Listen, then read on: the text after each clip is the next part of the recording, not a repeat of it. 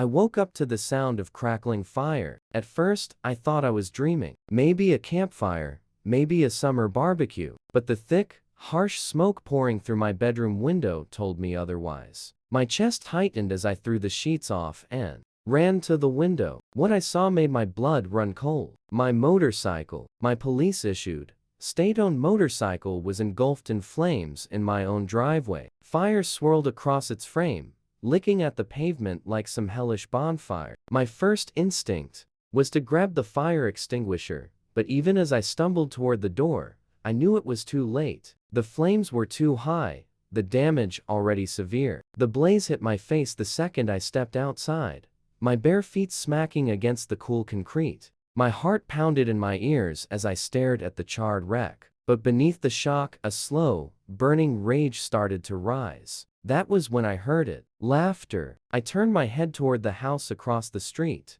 where a small group of people stood in the shadows of a perfectly trimmed lawn. Wine glasses in hand, they clashed them together as if celebrating. My jaw clenched as recognition set in. It was the Homeowner Association board. Mrs. Pennington, their ever so arrogant president, stood front and center, murmuring something to the others before flashing a self-satisfied grin in my direction. "Next time follow the rules, Mr. Dawson," she called out, her voice dripping with mockery. For a moment I was frozen in place, not out of fear, not out of shock, but because I was trying to comprehend just how far these lunatics had gone. I had dealt with criminals, reckless drivers, and the occasional back alley maniac, but never had I seen suburban homeowners commit an outright crime over something this stupid. 2 days ago, these same people had knocked on my door with a welcome letter, a piece of paper wrapped in a hidden threat. The Homeowner Association,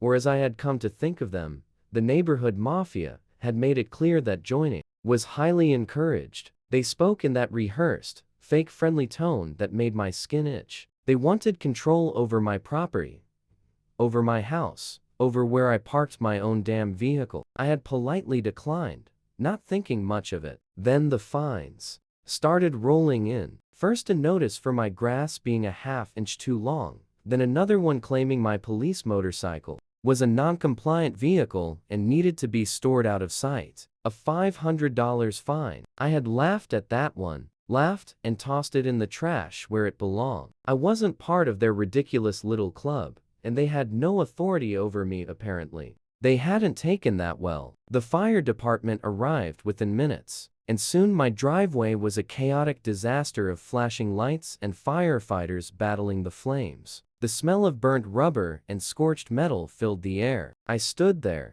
arms crossed, watching in silence as my bike, the very machine I had used to chase down criminals, respond to emergencies, and serve my community, was reduced to mangled, blackened scrap. One of the firefighters, a guy I knew from town, walked over and let out a low whistle. "Damn, Jack, what the hell happened?" I exhaled slowly, rubbing the back of my neck. "Homeowner Association happened." His brows shot up. "You serious?" I didn't answer. I didn't have to. My jaw was clenched so tight my teeth hurt. I knew exactly who had done this. The security cameras on my property had captured every damn frame. Hours later, when the fire was out and the wreckage was all that remained, I sat in my living room reviewing the footage. My fingers tapped against the table as I watched the grainy black and white video play out. The Homeowner Association board. Yes, the entire damn board had crept onto my property in the darkness of night. I watched as one of them, some balding guy in a sweater vest, poured gasoline over my bike like a maniac. Another, woman I recognized as Mrs. Pennington's right hand, lit the flame. My eye twitched. There it was. Video evidence. They had set fire to a police vehicle. Not just any vehicle, but a state-owned law enforcement motorcycle. A major felony. A huge felony. And here's the best part. They had no idea who I really was. Sure, they knew I was a cop. They might have assumed I was just some low-level officer with a beat patrol and a bad attitude. But they didn't know I was a state trooper. They didn't know I had jurisdiction beyond their little suburban world. They had no clue they had just committed a federal-level crime right under the nose of someone who could bring their entire world crashing down. I leaned back in my chair, a slow smile creeping onto my face. Oh, they had really messed up this time. The next morning, as the sun painted the sky in soft tones of orange and blue, I stood outside with my arms crossed, watching as the homeowner association board gathered for their usual morning gossip session near the community garden. Mrs. Pennington, still dressed in her pearl necklace and power suit like she was running for office, shot me a triumphant look. "Such a shame about your motorcycle," she called out. Fake sympathy dripping from every syllable. "Perhaps next time you'll reconsider our community guidelines." I smiled a slow, deliberate, wolfish grin. "Oh, I definitely will," replied, my tone light, almost playful. "In fact, I'd love to discuss it with all of you, maybe even over at the precinct." She blinked. "The precinct?" I pulled out my badge, flipping it open just enough for the sunlight to reflect off it. Her expression changed instantly. Her smile faltered. The color drained from her face so fast, I thought she might faint right there on the sidewalk. The other board members shifted uncomfortably, their earlier confidence evaporating like fog. "In the sun?" "Yeah," continued, enjoying the way her throat bobbed as she swallowed. "You know, seeing as how you and your little gang committed arson against state property, I figure we should have a proper conversation about it. Maybe with a few of my colleagues. You know, the ones who arrest people for crimes." Mrs. Pennington took a step back, then another. The other homeowner association members looked like deer caught in headlights. I let out a slow chuckle. "See you soon, folks." And with that, I turned and walked back into my house, leaving them to drown in their incoming doom. Oh, this was going to be fun. The homeowner association members were panicking. It was obvious from the way they huddled together outside Mrs. Pennington's house, whispering. In worried tones, some of them kept glancing at my house, their faces a mix of dread and confusion. I watched from my porch, sipping my morning coffee, enjoying the sight of their entire world falling apart before them. The same people who had smirked and laughed as they set my motorcycle on fire now looked like scared rats trapped in a sinking vessel. And the best part, they still didn't know how deep in trouble they actually were. I had spent the entire night reviewing the security footage, making copies and preparing my next move. It wasn't just about revenge though. Let's be honest, that part was pretty gratifying. This was about justice, about making sure these controlling, self-important busybodies learned that they weren't above the law. They had played their little suburban mafia game for too long, terrorizing homeowners with their ridiculous rules and outrageous fines, thinking no one would ever stand up to them. Well, they had finally messed with the wrong guy. By mid-morning, I got a call from the station. My buddy, Officer Martinez, had already seen the footage. His reaction was priceless. He had laughed for a full minute before saying, "You mean to tell me a bunch of soccer moms and retirees committed first-degree arson on a state trooper's bike? Oh man, this is going to be fun." He promised to handle the paperwork while I prepared for the next step. The homeowner association meeting was scheduled for noon. I didn't want to miss it, so after a quick breakfast, I got dressed in my casual off-duty clothes, grabbed my badge, and headed down the street. The meeting was being held at the community clubhouse, the same place where they had probably toasted. To my disappointment, the night before, when I walked through the doors, the room fell silent. Every single homeowner association board member was there, sitting at their long, polished table, looking at me like a ghost had just walked in. Mrs. Pennington was seated at the center, her expression carefully neutral, but the tight grip she had on her pen gave away her anxiety. The other members shifted in their seats, avoiding my gaze, suddenly much less confident than they had been when they were setting my property on fire. "Mr. Dawson," Mrs. Pennington said, finally, forcing a smile that didn't reach her eyes, "to what do we owe the honor?" I took my time walking up to the table, letting the silence stretch between us. Then I pulled out my phone, tapped the screen, and turned it around for them to see the footage played in full detail. The gasoline, the match, the laughter, the flames. The color drained from Mrs. Pennington's face. Someone in the back let out a small, strangled gasp. "I think we need to have a little chat," I said, my voice calm, almost amused. The reaction was instant. The man in the sweater vest, the same one who had been a little too eager with the gasoline, shot to his feet. "This is outrageous," he sputtered. "You can't just sit down," I interrupted, my voice dropping to a tone I usually reserved for offenders. He sat. Mrs. Pennington took a shaky breath. "Mr. Dawson, I'm sure there's a logical explanation for this." "Oh, I'm sure there is," I said, crossing my arms. "I'd love to hear it." "Maybe you can explain." "Why?" "A group of homeowners decided to commit felony arson over a parking issue." No one said a word. I let the silence drag on. Before continuing, "Here's what's going to happen. In about an hour, officers will be arriving at your homes with arrest warrants.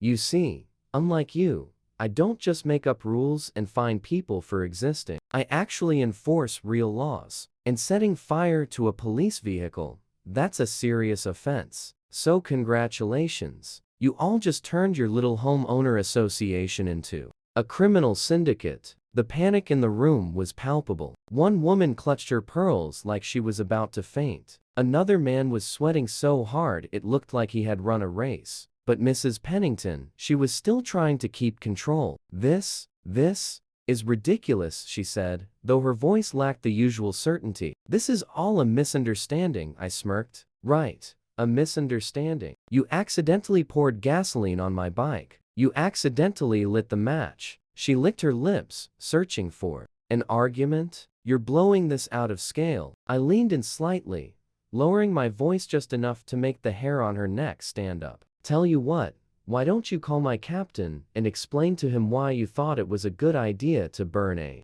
state-owned motorcycle? Maybe he'll see your side of things. Maybe he won't press for the maximum penalty." Her composure cracked, her eyes darted around the room looking for support, but there was none. The other homeowner association members were shifting uncomfortably, clearly realizing that she had led them straight into ruin. Then the doors opened and in walked two uniformed officers. Martinez was in the lead, looking entirely too amused at the whole situation. "Good afternoon, folks," he said cheerfully. "I've got some paperwork here with your names on it." Absolute pandemonium erupted. Some members tried to protest, but they were quickly silenced by the sight of handcuffs being pulled from belts.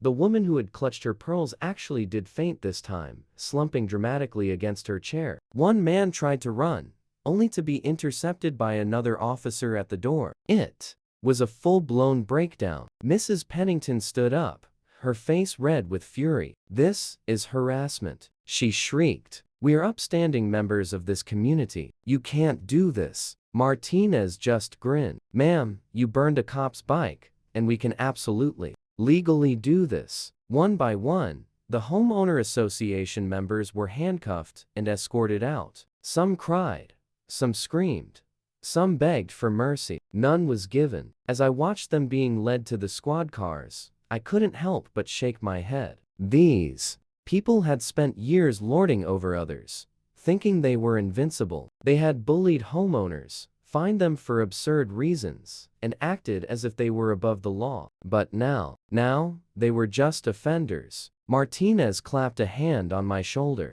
"You know," he said, chuckling, "I've seen a lot of stupid criminals in my time.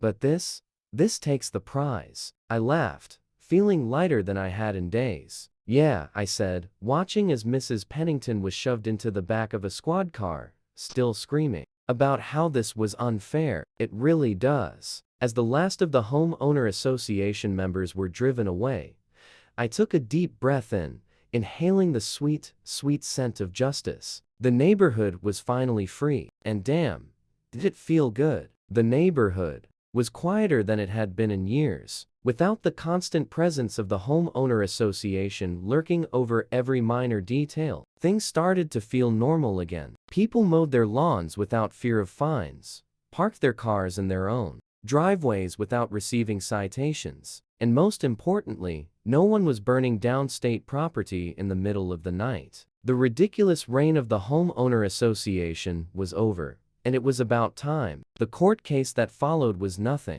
short of a spectacle, The entire town had heard about the incident, and everyone wanted to see how it would play out. The courtroom was packed on the day of the hearing, and I had to fight the urge to laugh as I watched Mrs. Pennington stride and dressed in her finest clothes, acting as if she was walking into a gala instead of a criminal trial. She carried herself with the same arrogance, smug attitude she always had, as if she truly believed that she was above the law. The other homeowner association members, however, were a different story. They looked like they had aged a lifetime overnight, their faces pale and filled with remorse. The prosecution didn't hold back. The security footage was played in full view of the entire courtroom. Every moment was crystal clear. The gasoline being poured, the match being lit, the triumphant little celebration they had afterward. The gasps from the audience were audible. Even the judge had to pause for a moment before shaking his head in astonishment. Mrs. Pennington tried to argue that it was all just a misunderstanding. She claimed that they were simply trying to enforce community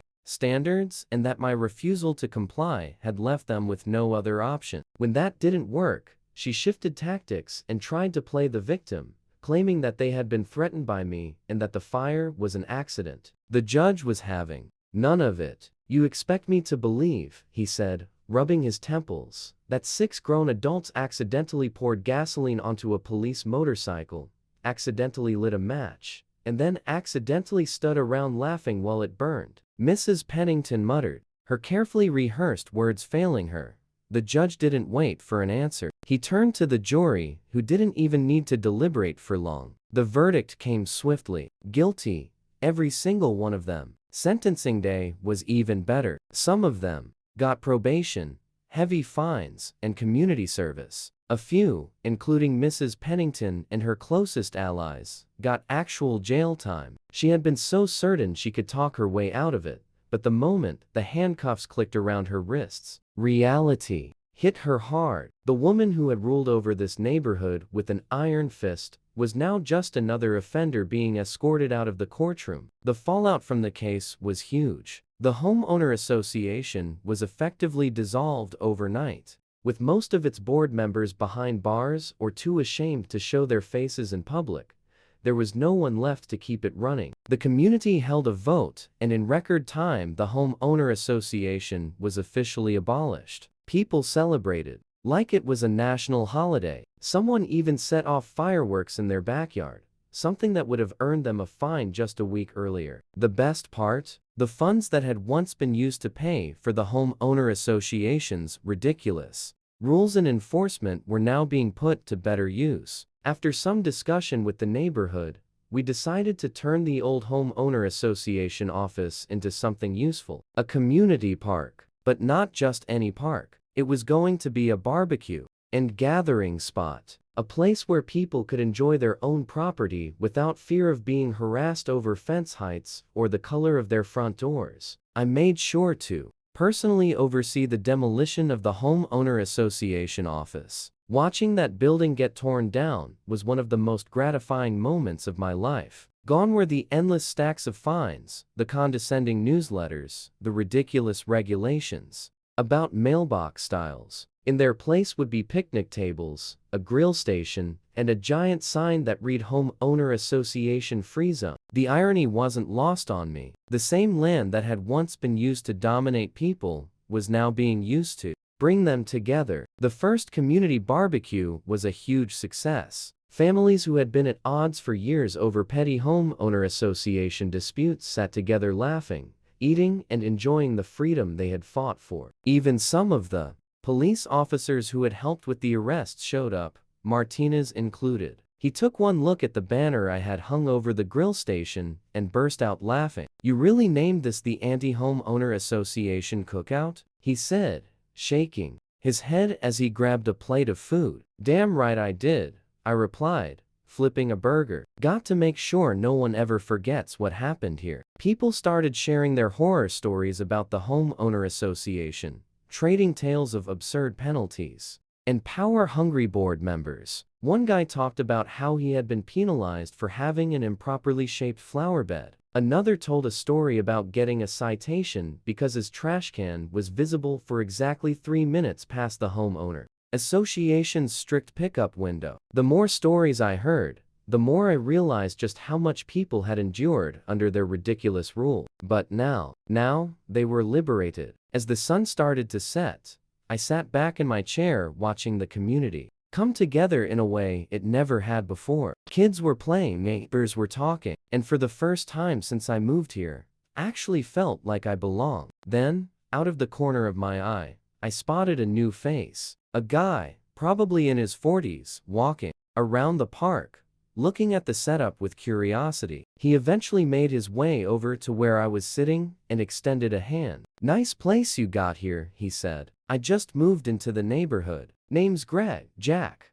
I said, shaking his hand. He gestured toward the banner. "So what happened to the old homeowner association?" I chuckled, glancing around at the happy, relaxed crowd. "They had a little accident with flames." Greg laughed, clearly thinking I was joking. "Well, sounds like this place is better off without them." "Hey, speaking of which, have you guys thought about starting a new homeowner association? You know, one that's a little more manageable?" I set my drink down, turned to look him dead in the eye, and grinned. "Greg, I'm going to pretend I didn't hear that." The look of alarm on his face was priceless. He held up his hands, laughing nervously. "Kidding, totally kidding." I handed him a plate of barbecue. "Good. Now eat before I start writing fines." The night ended with fireworks, laughter, and a sense of peace that had been missing for far too long. I had moved into this neighborhood looking for peace, but I had found something even better. I had found a community worth fighting for, and in the end, that was better than any penalty-free lawn or perfectly measured flower bed. As I leaned back and took a deep breath, I realized one thing. I had won, and damn did victory taste sweet.